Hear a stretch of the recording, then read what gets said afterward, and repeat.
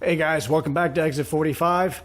In this video, we're going to work on installing and setting up the ProFlow. It's should be an interesting ride. I've never done anything like this. I say that a lot, don't I? Ah well, let's see if we can't get to it, all right? Let's go.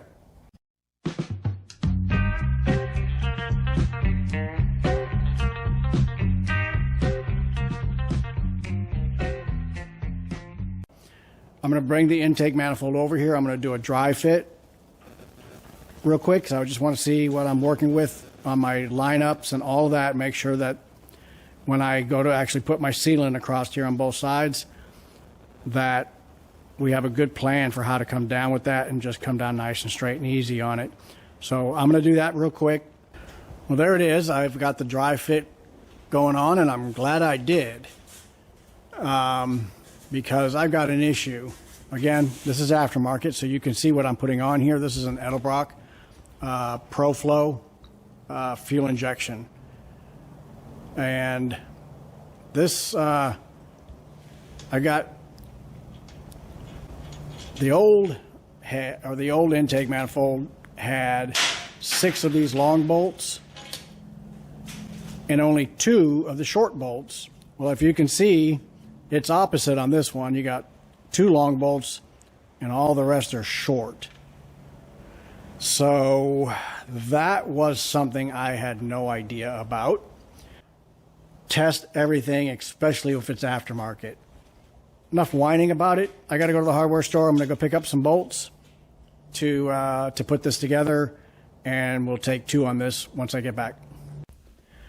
Hey guys, I'm back out in the shop and doing a lot of dry run, you know, with this, making sure everything's going to be right, because I'm making a big change here from a regular carbureted to this EFI, and I keep finding things that are different and that need my attention. So I'm going to run you through all of the things that I have found so far that cause me problems with this system, and I'll walk you through as I fix them, what my plan is to fix them. So the first thing is there's no crankcase vent and oil fill on this port. It goes right here is where it would normally go.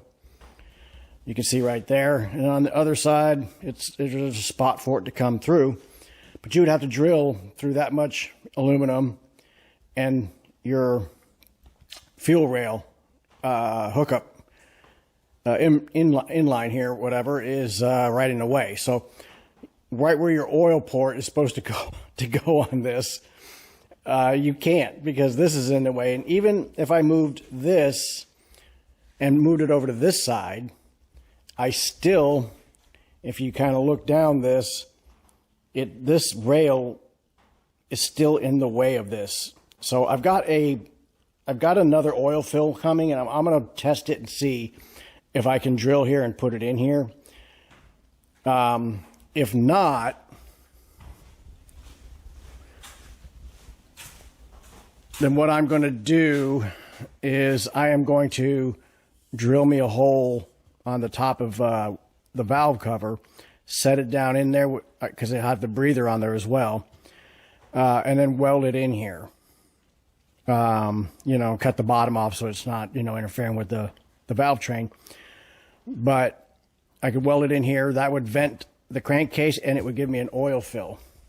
Not my favorite choice, but I believe it's my only choice. And just like that, there's a hole. There you go. It's in, and I am ready to weld that in.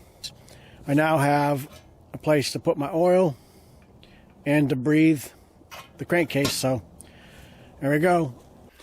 Okay, so problem number 2 is, if you're familiar with these intake manifolds, this area right in here is cut out. So this cuts in and around here like that, and it goes all the way down. And what it does is these are reliefs for the oil drain coming off of the valve train. And then I'll show you here on the engine why that's important, because if you look here, this is your splash shield or shield that goes on underneath the valve train, and it catches the oil, and then if you can see here, it gives it a place to pour and go back down into the engine. And if you look, I'm going to bring you up close, but you can see on this where those areas are cut out in the middle there. And you can see the ports are still there, you know, they stick out, but there's another opening area there, and there's another opening area there. Well, according to Edelbrock, the fuel injection head is designed this way, and that oil splash shield that goes on underneath the rockers is removed. You don't use it on this. So they assure me that it is fine to go together the way it is, and that, you know, I'm just being a baby. No, they didn't say that. I am going to and I'm going to port my intake openings, because you can see they're not very well, they are not very well ported. Look at that one. They're all over the place. This is not the best job I've ever seen. I've checked this gasket to the head and it's fine, but when you put it on here, it's terrible. So I have scarred all the way around on this, and so I'm going to port these openings, and I'll do all of that on both sides, and then I'll bring you back in.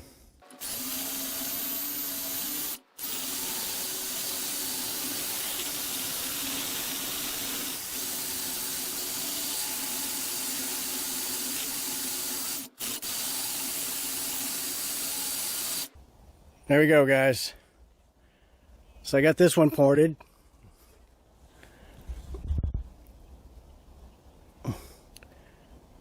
Looks a lot better. So that was the toughest one. That was a big area that needed to come off. The rest of these have smaller areas and they should go a lot faster. All right, 7 more to go.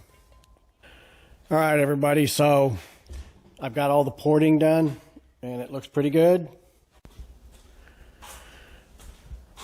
All right, I got my sealant in all the right places. Got it around all my water jackets and my China wall. You can see there. So I'll be picking that up here in a second, and we'll see if we can't set that on there, and we'll move on from there. All right, here we go.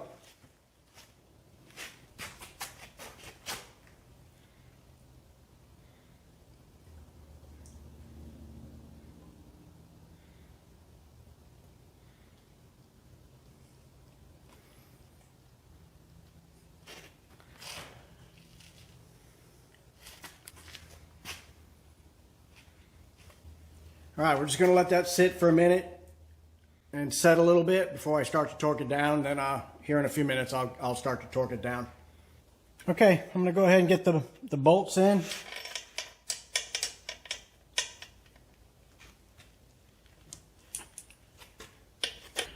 Also, before you torque your bolts down, make sure you have this in so it lines up, and that hole is lined up down there, and that will actually go in and lock in.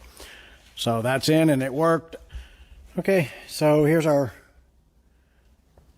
torque pattern that we'll follow. And I'll look up the torque and we'll get them torqued down, and then we're gonna let this thing be for a little bit. We'll probably just pick it back up in the morning, let that sit overnight and cure up good before I go messing with anything else. All right, I'm back out here, and so you can see I've trimmed off all my excess sealant that's come out. That came out really good. Looks like it got a good seal. Same on the front. Got all that trimmed up nice. So, yeah, so I think we're ready to press on. All right, so one of the things installing this system on the engine, is you have to change it from a 190 degree thermostat to a 180 degree thermostat. So I've already done that. That's done. So we're good there.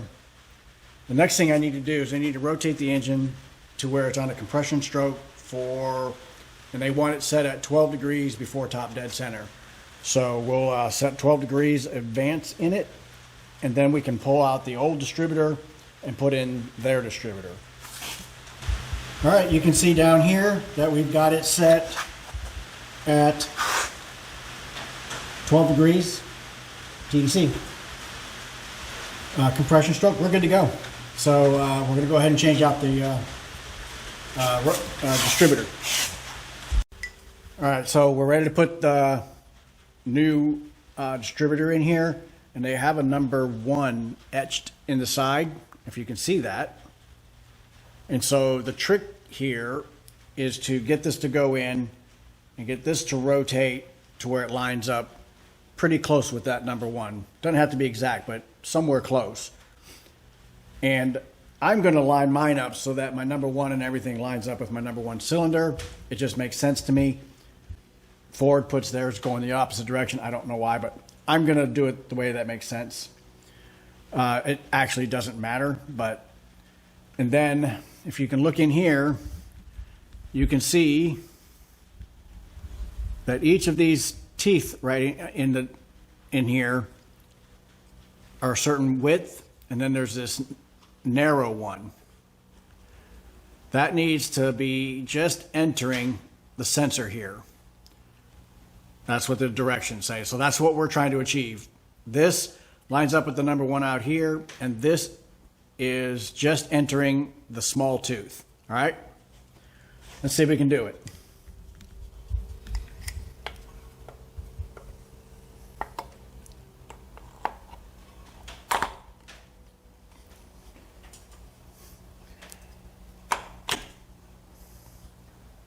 Okay. We got to go the other direction. Nope. There we go.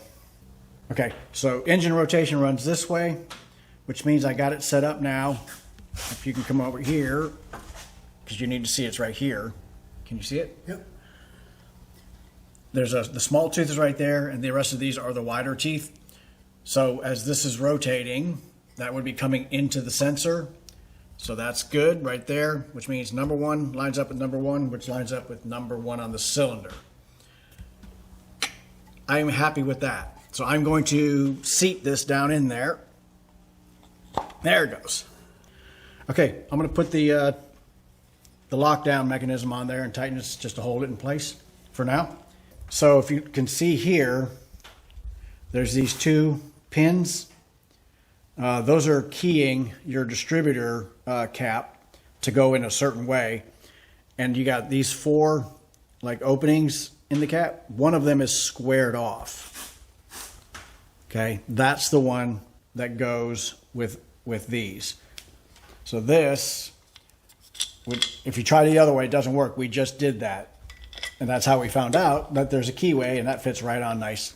The other way wouldn't go on.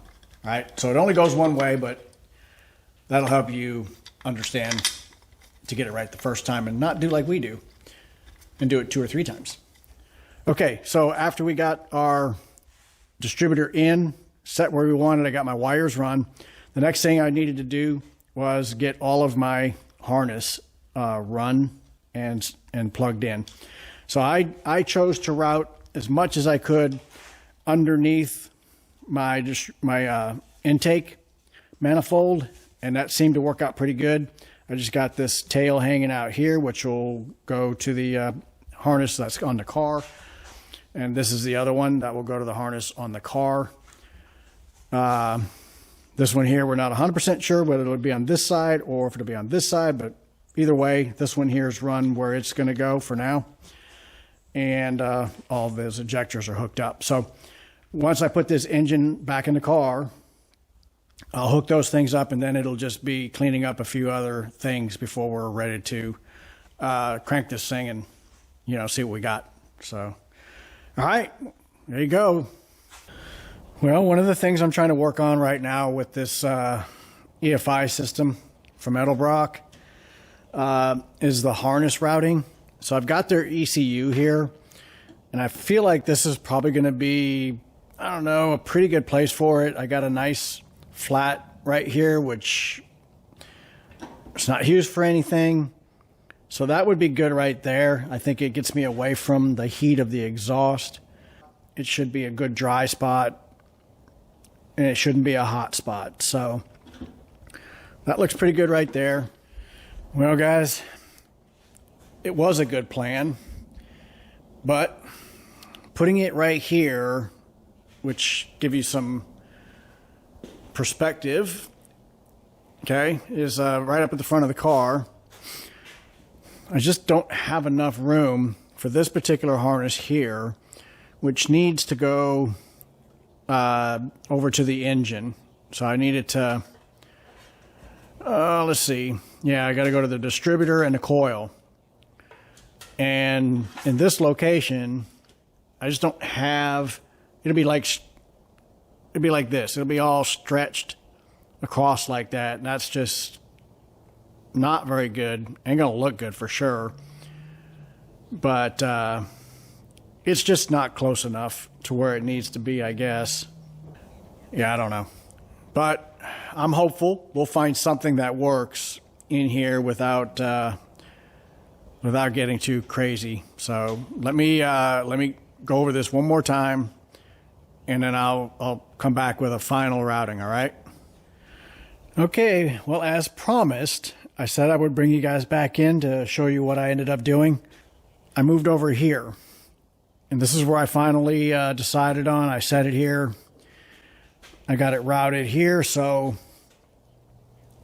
this group here that goes back this way comes over here, and it's going to go to the battery. So that's a pretty simple one. It's just your positive, negative to the battery.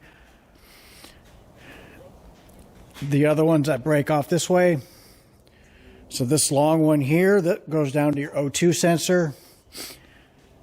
And these other two bundles that come along here. Oops, right here. One is your ejector harness and your temperature sensors and things like that. And then you have this one here that's going to go to your coil and distributor. So those are in a pretty good spot now. Okay, so if I put the on there, I've got more than enough room to bring all this to the engine where it needs to go. And the harness that goes here to the injectors is right here, and you can see it's got plenty of length to go from there to where it needs to go. So that's not a problem. The other thing that I had to work on was this wire here that comes out of the bundle is your switch power. So I routed that down and into the car right here. I also ran the harness, where's it? It breaks out right here. Comes off of the ECU, and it breaks out right here. I routed it into the car as well in the same place. That is going to go back to the fuel pump. So that'll run through the interior of the car back to the behind the seat where the wiring is for the fuel pump. Anyway, so that's fully mounted. That's all in. And then the other thing I had was here. We had these three wires that needed to be spliced onto. And I've gone ahead and ran fan 1 and fan 2. I don't know if I'll use fan 1 and fan 2. I'll definitely use 1. I just don't know what kind of fan or radiator I'm going to get yet. But anyways, that runs up along here.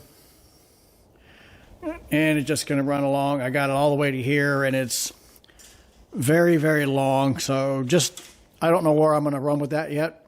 But I just wanted to have enough to get it up to the front. Probably going to set up some relays up here to the fan. So, all right, guys. I think the electrical is pretty well routed and Just needs to be hooked up at this point once the engine's in here. So that was about a half a day, guys. All right. We're going to go over here and roll in the ashes? Oh, of course you are. Of course you are. Why wouldn't you? Weirdo. Come here. Oh, there you go. There you go. You rolling those ashes. All right. All right, buddy. I got work to do, all right? Enough of that, guys. Let me get in here and get some work done.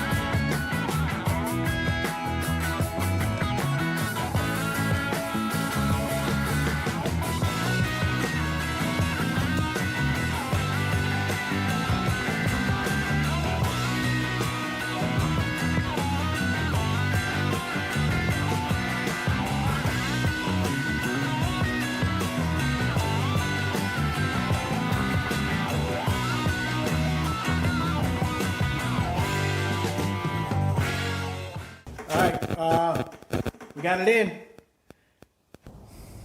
All right, there we have it. I cleaned it up. Got all the EFI system hooked up and run, all tidied up. Looks good. My ECU's right here. It runs right along. And very happy the way it came out, that I was able to hide most of the wires by the time I get an air cleaner up here. Most of that will be hidden, so it will still have a carbureted look to it. With this ProFlow system on here, it is really playing havoc with my linkage. When I get my kick down in, first of all, it's hitting on the fuel rail. So that's not helping. The other problem is that the ProFlow manifold is higher than the stock. So I'm not reaching the kickdown lever down at the transmission. That's an easy enough fix. I can weld an extension piece into that rod. But really where I guess I'm having most of my issues is this has to come up high enough for this to be able to go down and activate the kick down.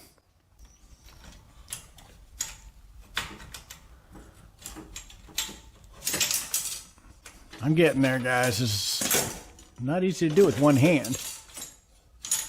This stuff flops all over. It's like trying to hold a eel or something. All right. All right. Come on. Quit fighting me. Anyway, I'm pretty close right here, okay? So this sits like this. This goes through here. This is my throttle linkage. But you can see there's not a lot of clearance in this area. And every time if I bring that up, then it interferes with this. Now I could make this come up and bend and then come to here. That would probably solve that. But I got to go pretty high. I'm talking probably about at least an inch to get this to have any kind of movement down without hitting here. And I think that's going to be where the challenge is on this. I'm going to have to set the height of this to where it needs to be so that the kickdown works, weld an extension into my kickdown rod and get that functioning like it's supposed to, then worry about my throttle linkage. All right, so I think I may have my height issue solved. This should be sitting at 90. I'll check the rigging in the book, but I'm pretty sure this should be at a 90 like that. And then that should give me plenty of down that I'll need without hitting my fuel rail. All right, so I got my height issue solved. So I got my spacers, I know what I need there. And I got my travel I need. I need to pull this arm off here, hook it up down there, and then see how much I have to add. All right, so you can see here, there's my kick down rod, and there's where I need to go. So there's how much I got to add to this to make this show work. I had to get a little more, ow, it's still hot. I had to get a little more bend here, that straighten that out. And I'm just gonna dress this out now. All right, first problem solved. There you go, guys. We got it all dressed out. Looks really nice. So I'll probably go ahead and touch this up with some paint. But looks good. And the best part is it works. So there you go. We got it all cleaned up, ground, and painted. So let me go ahead and see if we can't get this installed, and then we'll worry about our throttle linkage next.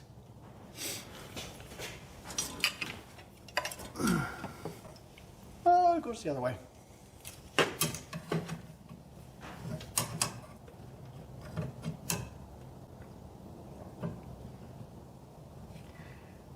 There we go. And that one's in. And that one's in. I just got to put the keepers on. All right. There you go. And now we operate correctly. Now we got the problem of this, the angle. See how the angle gets to be too high? It won't go through here.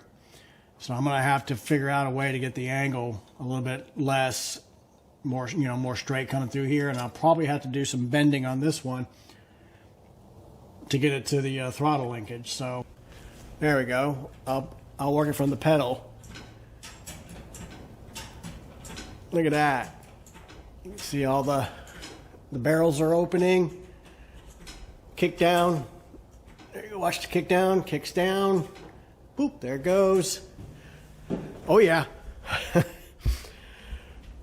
Nightmare solved. Nah, it wasn't too bad.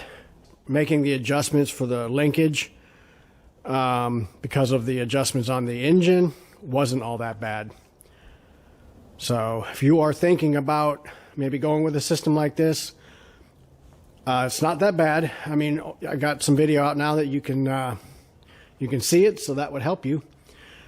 But anyways, that's a wrap on our linkage. Okay, so the first thing was I needed to get a test done on this. I did take care of that. So we put power to the system, cranked up the pump in the tank, worked just fine. We put the pressure to it, and we have no leaks. So step one toward the engine run complete. Now that we've got everything installed, everything's ready. We're gonna start on the process of the quick start guide, I guess is what it is. So I'm sure there's going to be, I believe we have to download. I got an iPad here, download their app. start going through some of that stuff. So we're just going to work our way through this, and I'll bring you in at key points. All right. But let me read through it. First thing is you've got to download the app. So that's where I'm at right now. So there's the home page, I guess the starting page when you get the app downloaded. So that's where I'm at so far. So now it looks like we need to pair it, or Bluetooth pairing. So we need to get this app needs to connect to the ECU. So that means I'm going to need to plug the ECU back in. So let's go ahead and get that done. All right, there you go. So the first thing that they wanted us to do was you hit the engine right here. It's red X at first. You hit that. You go through the pairing process of pairing this, your tablet or your phone, with the Edelbrock ECU, and that wasn't too difficult. So that's done. And let me see what's next. Okay, so once I went through all the questions and they wanted to know what kind of cam and displacement, what fuel injectors you have, all those things, and it's all pretty self-explanatory in the instructions. And then it wants me to do a power cycle, so I need to turn the key off. Give it about 10 seconds. You'll hear the relay click, and then back on. So I'm going to do that right now. All right. So the next step is to start the engine. So we've gotten through all that. We want you to set your base timing, which was done when I set the engine up, and start the engine. And then I need to get the timing light on it and adjust the distributor until the engine has 12 degrees advanced timing, and then tighten up the distributor, warm up the engine, and I guess we'll start through the whole process. So let's see if this thing will actually start yet. So let's see what we got. All right, here we go.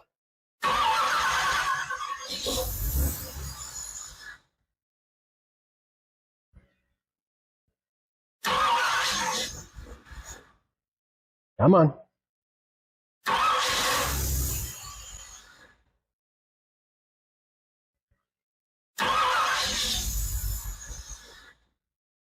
Come on, learn.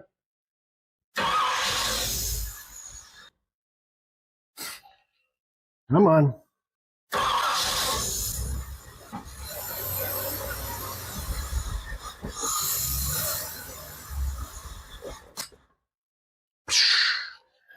Okay. Something's going on. I'm not sure why we're not running. I don't know if we need to move this one way or another. Let's just try.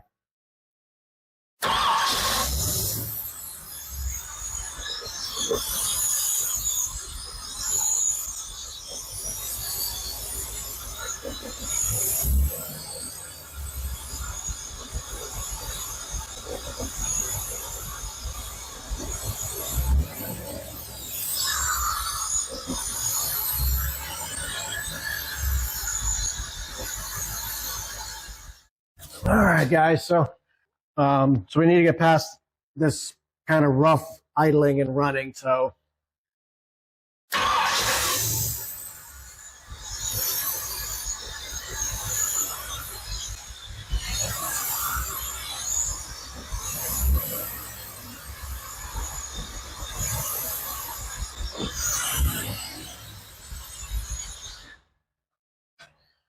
all right, got the fuel pressure set to where it should be. But this thing's not settling out, so I'm not sure what it's fighting. It feels like it's fighting itself somewhere.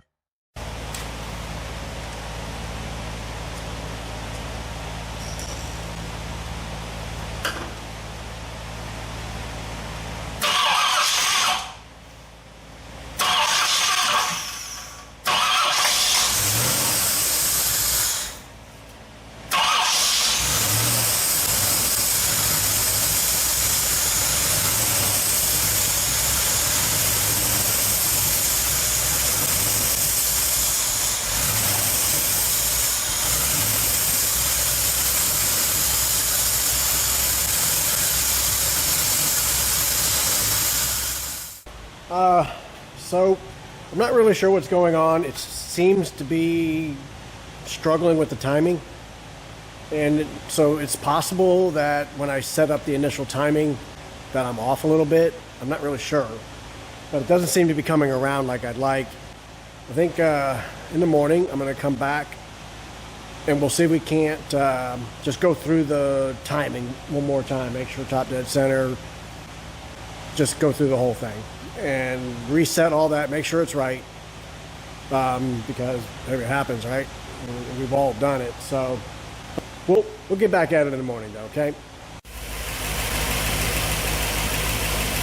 Got it, guys. I had to make a call to Edelbrock, and we had to change the fuel mapping a little bit. It was starving itself essentially, but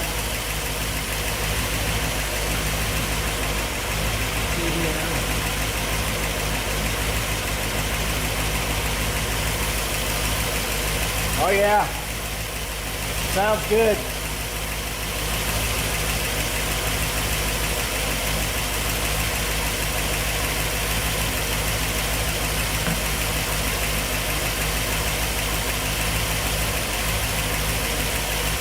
All right, and there you go. ProFlow EFI system is now installed. It's got a lot of learning to do, so it'll need to be driven and all of those things, but man, it's doing good. So probably not a bad idea for me to show you the app, kind of walk you through it a little bit. This is by no means the exhaustive, look at this thing, because I'm still playing around with it myself, trying to figure everything out. But for the most part, this is a very self-explanatory and simple app to use. So initially, when you're going to do this, you're going to use the startup wizard, and that's going to walk you through everything.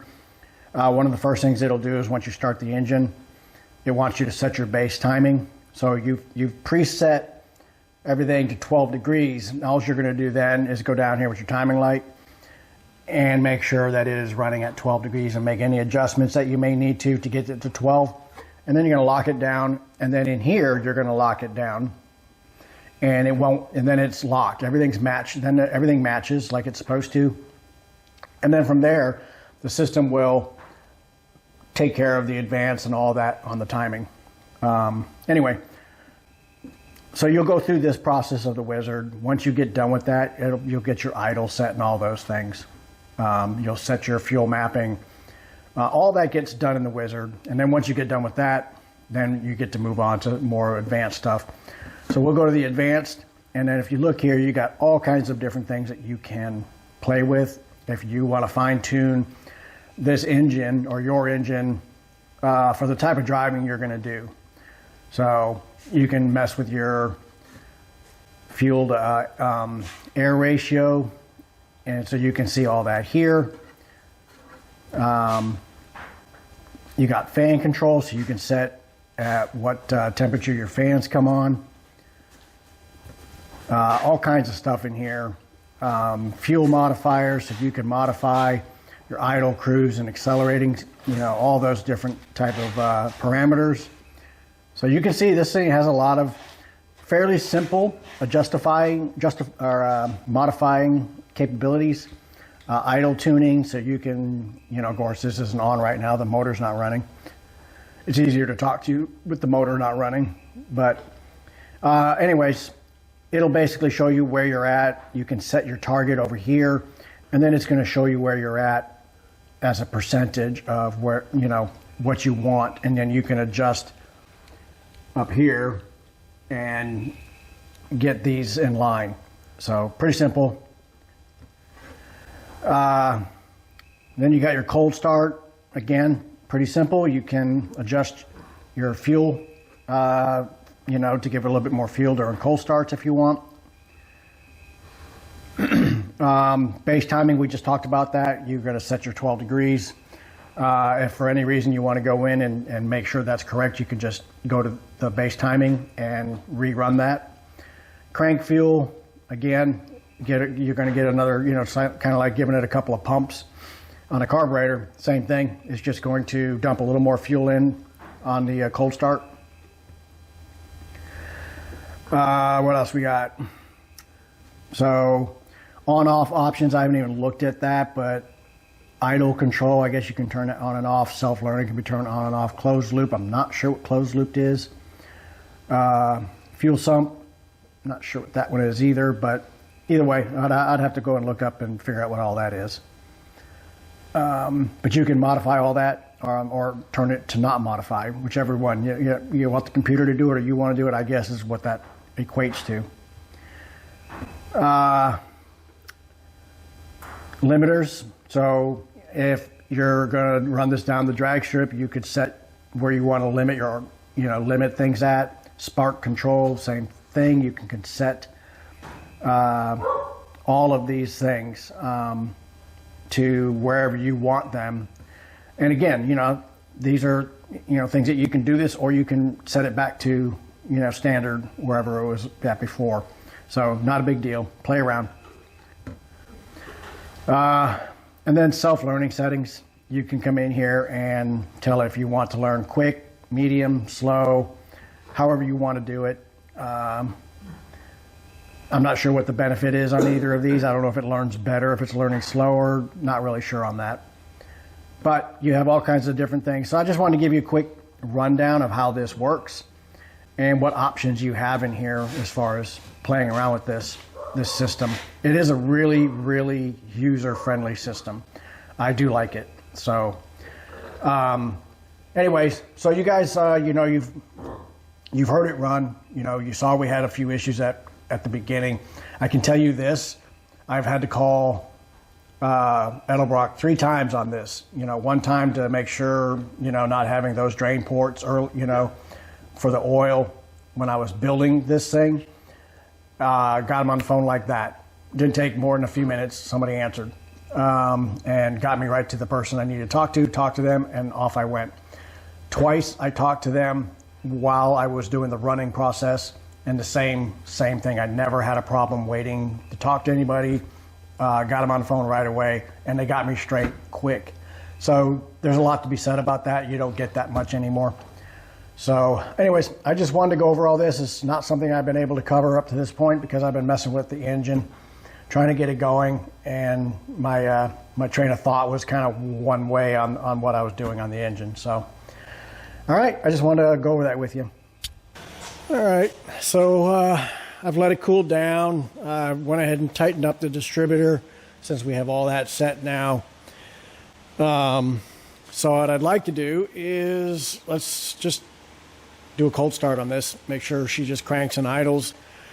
So we'll go to there. Let's turn the key on. There we go.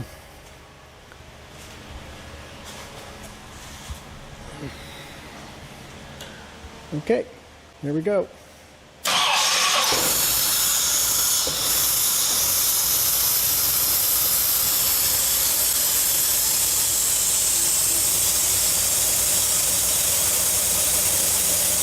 All right, there it smooths out.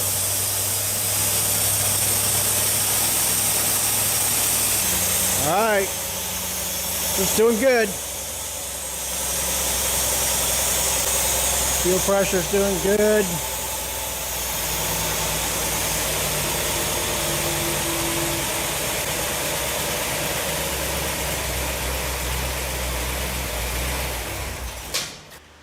That's the whole purpose. I wanted to come out here, do a cold start, see what it did.